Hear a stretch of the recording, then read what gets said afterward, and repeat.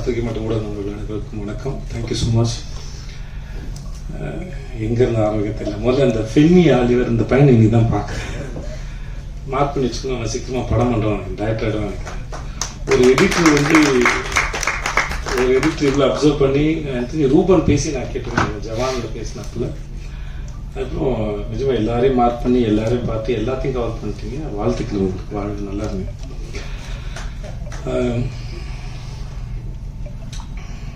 நான் எல்லாரும் பேசும்போதும் அது என்ன பேசணும்னு யோசிச்சேன். அதனால பிளாங்க் ஆகிட்டேன். நான் இங்கேருந்து ஆரம்பிக்குது, ஆரம்பத்துலேருந்து ஆரம்பிக்கிறேன். ஒரு நல்ல நாள் பார்த்து சொல்கிறப்போ நான் சொல்லியிருப்பேன் நினைக்கிறேன், எனக்கு தெரியல. முதல்ல ஒரு படத்துக்கு வாய்ப்பு தேடி போகும்போது, வர்ணம்னு ஒரு படத்துக்கு வாய்ப்பு தேடி போகும்போது, அப்போ அவர் ராஜு சாரோட கோ டைரக்டர் பிரேம் சாருக்கு தான் ஃபர்ஸ்ட் படம். கேமராமேன் 96 பிரேமுக்கு. நுங்கம்பாக்கத்தில் தான் ஆஃபீஸ், ராஜுவோட ஆஃபீஸ். அவர் சாஃப்ட்வேர் கம்பெனி. நான் போய் என் ஃபோட்டோ வந்து பூபதினு ஒரு மேனேஜர் இருக்கார், அவருக்கு கொடுத்துருந்தாரு. அதை பார்த்து என்னை கூப்பிட்டாங்க. போனோடனே எனக்கு வந்து சீனை சொல்கிறேன், டைலாக் எழுதிட்டு நடிங்கன்னாங்க. ஸோ முதல்ல அங்கே டைலாக் எழுதும் போது தெரியும் எனக்கும் டைலாக் எழுத வரும்னு.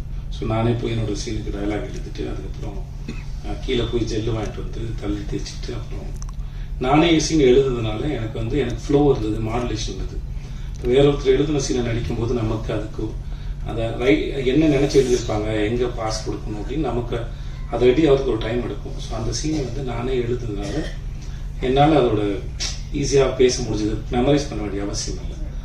ஸோ அப்படி வச்சு என்ன எடுத்தார். அப்புறம் வந்து வேற ஒருத்தர் செலக்ட் பண்ணியிருந்தாலும் எனக்கு அவருக்கு எந்த அறிமுகமும் இல்லாமல் இருந்தாலும் இந்த பையன் நல்லா நடிக்கிறேன் அப்படின்னு சொல்லி எனக்காக ரொம்ப ஸ்ட்ராங்காக ரெக்கமெண்ட் பண்ணி எனக்கு அந்த வாய்ப்பு வாங்கி கொடுத்தது ஆரம்பம் தான். ஸோ அதனால் காலத்துக்கும் அது ஏன்னா ஆர்ட்டை பொறுத்த வரைக்கும் மற்ற ஏதாவது டிகிரினா வந்து வெளியே படித்து சர்டிஃபிகேட் கொடுத்துடலாம். ஆனால் ஆர்ட்டை பொறுத்த வரைக்கும் நம்ம நம்பணும், நமக்கு நாமே கொடுத்துற சர்டிஃபிகேட் நினைக்கிறேன். நம்மக்கிட்ட அது நம்பருக்கா இல்லை அப்படின்னு புரிஞ்சுக்கிறது.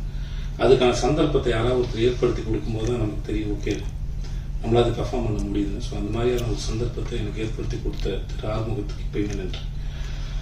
அதுக்கப்புறம் நடுவில் கொஞ்சம் பக்கத்துக்கான படம் பண்ணும்போதும் நான் ஆப்ஷன் இல்லை, சரி விஜய் வேணாம் அப்படின்னு தான் இருந்தாங்க. இதுவும் எனக்கு பிரேம் சார் சொல்லி தான் தெரியும். ஆறு தான் வந்து உனக்காக ரொம்ப ஸ்ட்ராங்காக ரெக்கமெண்ட் பண்ணார். விஜயை பார்த்துட்டு ஆடிஷன் பண்ணிவிட்டு ரிஜெக்ட் பண்ணுங்க, பார்க்காம ரிஜெக்ட் பண்ணாதீங்க அப்படின்னு ரொம்ப ஸ்ட்ராங்காக சொல்லிட்டு ஆறு தான் எனக்கு பிரேம் சார் சொல்லி தான் தெரியும்.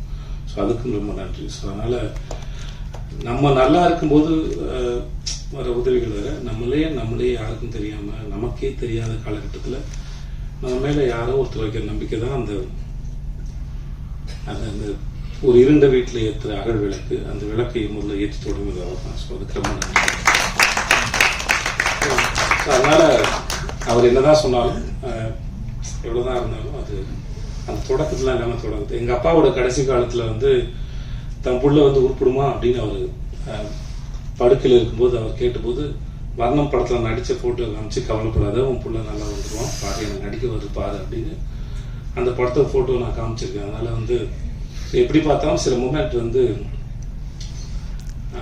அதை உருவாக்குனவங்களும் அந்த சந்தர்ப்பத்தையும் வந்து காலத்துக்கும் அதுக்குள்ளே வந்துட்டு போகிறது வந்து ஒரு ஏதோ வகையில் நம்மளை வந்து உயிரோடு இருக்க வைக்குதுன்னா நம்ம ஈரத்தோட. ஸோ அதனால் அதுக்கு எப்பயுமே நன்றி. மற்றபடி ஒரு நல்லா பார்த்து சொல்கிறேன், இல்லை இந்த படம் இல்லை லாபங்கிற படத்தை எனக்காக வந்து எக்ஸிக்யூட் பண்ணி கொடுத்தாரு. நான் ஜனாவுக்காக அந்த படம் பண்ணணும்னு விரும்பினேன். பட் ஏற்கனவே நான் ப்ரொடக்ஷன் பண்ணும்போது என்னோட ப்ரொடக்ஷனில் சரியாக ஹேண்டில் பண்ண முடியாதனால அவருக்கு ப்ரொடக்ஷன் ரொம்ப நல்லா வரும். அதனால் அவர் கூப்பிட்டு சார் ஜனாசாவோட படம், ஸோ இதை நீங்கள் எந்த சார் எனக்காக பண்ணி கொடுக்கணும் சொல்லி எனக்காக வந்து பண்ணி கொடுத்தது அவர் தான். ஸோ அவர் என்னோட இப்போ எனக்கு அதுக்கும் ரொம்ப நன்றி. ஸோ அதனால் இது அந்த நான் அவருக்காக நிறையா விட்டு கொடுத்தேன், அந்த மாதிரி எதுவும் இல்லை. ஸோ அவர் பண்ணது நிறையா எனக்கு பண்ணியிருக்காரு. ஸோ ரொம்ப நன்றி சார். அப்புறம் இல்லை முடிஞ்சிச்சு. இந்த பையன் ஜஸ்டின் எனக்கு ரொம்ப பிடிக்கும். ஏன்னே தெரியாது. சில பேர் இல்லை அவன் மியூசிக் டைரக்டர் நல்லா மியூசிக் பண்ணுவாங்கிறதுனால இல்லை, அது அவனுக்கு தெரியும். ஃபர்ஸ்ட் டேலேருந்து இல்லைடா சந்தேகம் இல்லை அதில் ஏன் தெரியாது. சில பேர் எனக்கு பார்த்தவொன்னே பிடிக்காது, ஏன்னு எனக்கு தெரியாது. சில பேரை பார்த்து ரொம்ப பிடிக்கும்.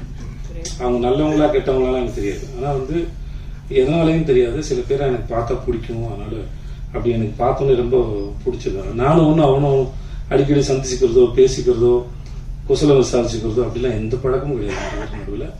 ஆனால் எப்பவுமே அவனை உரிமையாக வந்து என் சகோதரனை போல் நடத்துறதும் ரொம்ப முக்கியமான ஒரு ஆளாக இருக்கிறதும். ஆனால் 2 பேரும் ஒன்றும் எப்பயாவது தோணுச்சுன்னா ஃபோன் பண்ணி பேசுவேன். மற்றபடி பெரிய பரிமாற்றமோ அப்படின்னா ஒன்றுமே இல்லை. ஆனாலுமே அவனை ரொம்ப பிடிக்கும். ஸோ ஜஸ்ட் இந்த படத்தில் ரொம்ப அற்புதமாக வேலை பார்த்துருக்கேன். அது நான் சொல்ல தேவையில்லை. ஒரு முறை கீரவாணி அவனை பற்றி பேசினதை வச்சிருந்தேன். எனக்கு ரொம்ப பெருமையாக இருந்தது. அவன் கூட பிறந்திருந்த இல்லை அவங்க வீட்டு ஆளுங்க எவ்வளோ சந்தோஷப்படுவாங்களோ எனக்கு அவ்வளோ சந்தோஷமாக இருந்தது. நம்ம வீட்டு பிள்ளையை பற்றி இன்னொருத்தர் பேசுறது, ஒரு மிகப்பெரிய ஆள் பேசுறதுங்கிறது எவ்வளோ சந்தோஷமா, எனக்கு அவ்வளோ சந்தோஷமாக இருந்தது. ஜஸ்டினோட ஒர்க் வந்து இந்த படத்தில் மிக பிரமாதம், ரொம்ப அழகாக பண்ணி கொடுத்துருக்காங்க. ரொம்ப நன்றி ஜஸ்டின். அப்புறம் அவினாஷ் சார் பார்க்கறது தான் கரடுமுறா பார்க்கல. நம்ம குழந்தைக்கு வாங்கி கொடுத்த கரடி பொம்மை மாதிரி இருந்தாலும் ரொம்ப சாஃப்ட். எப்படி இந்த குழந்தை இத்தனை வருஷமா இந்த உலகத்தில் கரெக்டாகவும் வளர்ந்துச்சுன்னு எனக்கே தெரியல. But really is very cute. நான் எப்படி சொல்றதுன்னு தெரியல. வயசுல பெரியவரால மரியாதை பேச முடியாது. இல்லாட்டி தம்பி என்னப்பா சாப்பிட்டியா அப்படின்னு தான் கேட்கணும். Is such a cute. எப்படி சொல்றதுன்னு தெரியல. அவர் பேசும்போது காமிச்சிருப்பீங்க ஒரு மாதிரி ரொம்ப எக்ஸைட்டடா அப்படியே ஒரு மாதிரி இருந்துருப்பாப்புல. ஆள் தான் கொஞ்சம் ஜிம்முக்கெல்லாம் போய் அந்த பாடி டைட்டா இருக்கும். மைண்ட் வந்து ரொம்ப சாஃப்ட், ஸ்மைலி பால் மாதிரி இருக்கும் அவரோட மைண்ட் தெரிஞ்சிருக்கும்.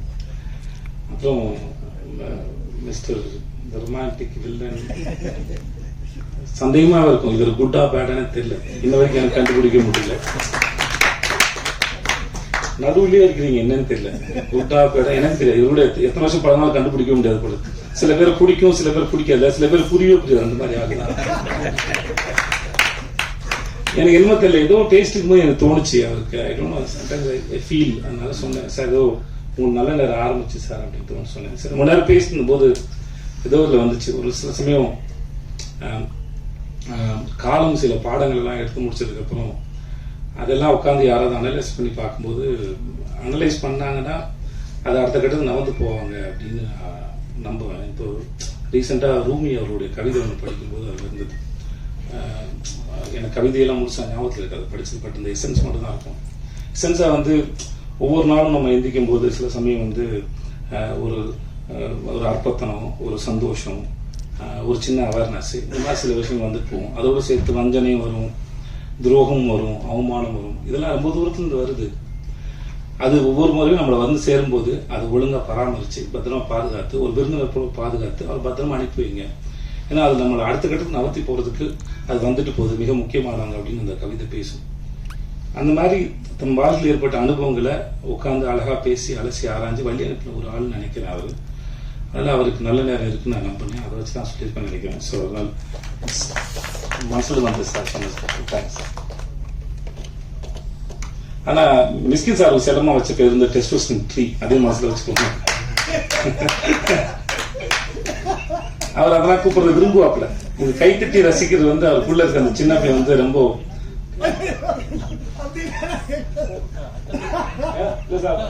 அவர் ஹை ரொமான்ஸ் ரொம்ப ரொமான்டிக் ஃபெல்லோ இருந்தால் வயசே ஆகாதான். மார்க்கண்டியன் மாதிரி சார்.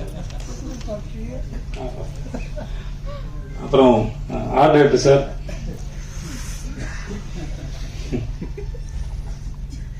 உங்களை பார்க்க உங்க ஸ்கூல் டேஸ் நான் போய் உங்களோட ஃப்ரெண்டாகவும் ஆசையா இருக்கு. இந்த மாதிரி பையன் என் ஃப்ரெண்டா இருந்தானா ரொம்ப சந்தோஷப்படுவேன். ஏன்னா அவனை நம்பி நான் என்ன வேணா பண்ணுவேன், எங்க வேணா போவேன். ஏன்னா அந்த பையன் எங்கேயும் போக மாட்டான். எனக்கு அவருக்கும் பெரிய பழக்கம் இல்லை, நிஜமா இல்லை சார். 2 பேரும் அவ்வளோ பேசிக்கவே இல்லை. நீங்க பேசும்போது ரொம்ப ரொம்ப சமத்து பையனா ரொம்ப கியூட்டா இருக்கு சார். இந்த நோட் புக்ல லேபிள்லாம் கரெக்டா ஒட்டி பேர்லாம் தப்பு இல்லாம எழுதி அந்த மாதிரி ரொம்ப ஸ்வீட்டா இருந்துச்சு சார் பேசும்போது. பாருங்க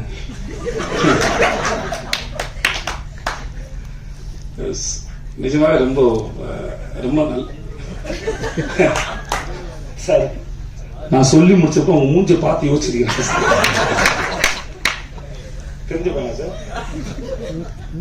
தெரியாது. ரொம்ப நன்றி சார் உங்களோட. சப்னா வந்து இதுக்கு முன்னாடி வந்து சப்னா ரைட் ஓகே என் கூட மாஸ்டர் ஷெஃப் ஒர்க் பண்ணாங்க. ரொம்ப அற்புதமான டிசைனர். இந்த படத்துக்கு ரொம்ப பிரமாதம் பண்ணி கொடுத்துருங்க. சில ட்ரெஸ் போடும்போது நானே வந்து சப்னா திட்டிருக்கேன், இதெல்லாம் எனக்கு என்னோட இதுவே கிடையாது சப்னா, என்னையா டார்ச்சர் பண்ணுறலாம் கேட்டிருக்கேன். இன்னைக்கு ஸ்க்ரீனில் பார்க்கும்போது நல்லா இருக்கு. ரொம்ப thanks Sapna, thanks so much. அப்புறம் எங்கள் கேமராமேன் ருக்மிணி, ஐயோ சார் மறந்துட்டு போகிறேன். ருக்மிணி வந்து வெள்ளை பேப்பரா இல்லை புரியாத புக்கானே தெரியாது, எதுவுமே கண்டுபிடிக்க முடியாது ருக்மிணியோட எக்ஸ்பிரஷன்ல வந்து. But such a sensible artist. தன்னோட சீன் என்ன, தன்னோட வேலை என்ன, அதை எப்படி பண்ணணும், அதை ரொம்ப ஆழமாக புரிஞ்சுக்கிட்டு சின்சியராக பண்ணக்கூடிய ஆர்டிஸ்ட். அதான் எந்த அளவுக்கு சின்சியர்னா, நம்ம போகிற லொக்கேஷன் இது, அந்த ஊர் எப்படின்லாம் படிச்சுட்டு வந்துடுவாங்க. அந்த அளவுக்கு ரொம்ப ரொம்ப சின்சியரான ஒரு ஆர்டிஸ்ட். நான் கூட சொன்னேன் பாருங்க, ப்ரொமோஷன் வீடியோவே எந்த மாதிரி மூடில் இருந்து கேட்டுருக்கோம். இல்லை ஒரு நாள் ஏதோ ஒரு ஷூட் பண்ணும்போது நானும் திவ்யா அந்த ஒரு காரில் போயிட்டு இருந்தேன் சார். நானும் திவ்யா ருக்மிணி வந்து காரில் போகிற மாதிரி ஷார்ட் இது. அப்போ சொன்னாங்க அந்த ஊர் என்ன, பிஃபோர் இண்டிபெண்டன்ஸ், அது எப்படி இருந்தது, மலேசியாவோட இண்டிபெண்டன்ஸ், பிரிட்டிஷ் இருந்து அப்படின்னு, இதெல்லாம் இவ்வளோ படிச்சு என்னமா வந்தீங்க அப்படின்னு கேட்டேன். இல்லை சார் இந்த ஊர் பார்த்தனால இந்த ஊர் பற்றி தெரிஞ்சுட்டு வந்தேன் சார் அப்படின்னாங்க. எனக்கு ரொம்ப ஆச்சரியமா இருந்தது, இதெல்லாம் தெரியாமல் கூட வாங்கலாம், ஜாலியாக தானே இருக்கும். எல்லா விஷயத்தையும் முன்னாடியே தெரிஞ்சுக்கிறது. இப்போ ஒரு வாரம் கழிச்சு நடக்க போகிறது என்ன, ஒரு மணி நேரம் கழிச்சு நடக்க போகிறது என்ன, இல்லையோ ஏதோ ஒரு விஷயத்த தெரிஞ்சுட்டான். அது தப்புன்னு சொல்ல வரல, அது ரொம்ப சிறந்த விஷயம். பட் சில சமயம் தெரியாமல் கூட வாங்கலாம், ஏன்னா எனக்கு வராதால அது வரணும் அப்படின்னு சொன்னேன். வெளியே மாதிரி அவங்க பண்ண தப்புன்னு சொல்ல வரல. பட் ஆனால் இந்த மாதிரி ஒரு ஊருக்கு வரதே ப்ரிப்பேர் ஆகிட்டு வரவங்க தன்னோட வேலைக்கும் பண்ண போகிற காட்சிக்கும் எல்லாம் வந்து நிறைய ப்ரிப்பேர் பண்ணிட்டு வந்தாலும் அது அடாப்டபுளாகவும் இருப்பாங்க, புரிஞ்சுப்பாங்க. இல்லை நான் ப்ரிப்பேர் பண்ணிட்டேன், நான் படிச்சுட்டு வந்துட்டேன், இதைத்தான் நடிப்பேன் அப்படிலாம் அடம் பிடிக்கிற ஆள் இல்லை. Wonderful artist. Thank you so much. Thank you. எல்லாரும் சொல்லிட்டேன்னு நினைக்கிறேன் இல்லையா. திவ்யா ஒரு ஆக்டர், திவ்யான்னு ஒரு ஆக்டர் நடிச்சிருக்காங்க. அவங்க ஏற்கனவே வந்து காத்தவள் 2 காலம் நடிச்சிருக்காங்க. யோகி பாபு ஆக்சுவலாக சொல்ல போனால் இந்த படத்தில் இன்னொரு ஹீரோ வந்து அந்த ஆள் தான். யோகி பாபு தான் இந்த படத்தோட இன்னொரு ஹீரோன்னு சொல்லுவாங்க. எனக்கு யோகி பாபு எப்பயுமே ரொம்ப ஆச்சரியப்படுது. யோகி பாபு ரொம்ப ஆச்சரியப்படுறது ஏன்னா இவ்வளோ படங்கள் நடிக்கிறாங்க, இவ்வளோ சீன்ஸ் வருது. இப்போ நான் பாண்டியராஜா கூட தலைவன் நடிச்சிருக்கேன், கூட ஜுங்கால் நடிச்சிருக்கேன். பட் ஆனால் ஒவ்வொரு முறையும் எப்படி அந்த மூளை இவ்வளோ யோசிக்குது, இவ்வளோ கவுண்டர்ஸ் போடுது, அது ரொம்ப ஆச்சரியப்படுத்துது. நான் ரொம்ப ஆச்சரியப்படுறேன். அவரோட சிந்தனையும் சரி, அதை என்டர்டைன் பண்றதாக இருக்கட்டும் சரி. அங்க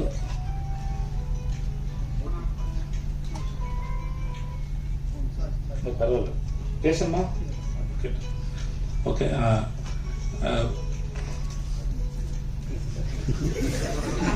சரி, அவர் பண்ணலாம். அவர் தான் எங்க பிஆர் யுவராஜ், அவர் பண்ணலாம்.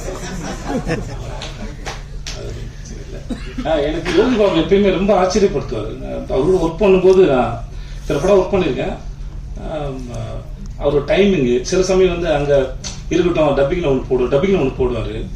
நானே டப்பிங் பேசி முடிச்சுட்டு சொன்னேன், நான் சார் நான் சிலது இம்ப்ரெஸ் பண்ணியிருந்தேன்னா சார் திருப்பி இது வந்து அவரை கூப்பிட்டு அவரோட படம் போட்டு காமிச்சு திரும்பி பண்ண சொல்லுங்கள் சார், அவர் திரும்பி ஏதாவது போடுவார் சார் இந்த மனுஷன்.